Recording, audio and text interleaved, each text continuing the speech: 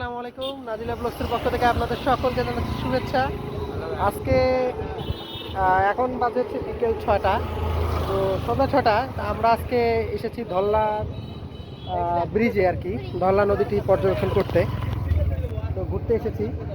তো এই যে দেখেন আমাদের ছোট্ট নাজিরা এখানে আছে। নাজিরা, হ্যালো গাইস, কেমন আছো? অনেক ভালো। ওকে, ওয়াও, এখানকার ওয়েদারটা আসলে অনেক সুন্দর। প্রচুর বাতাস, অনেক বাতাস আমরা অনুভব করতে পারছি।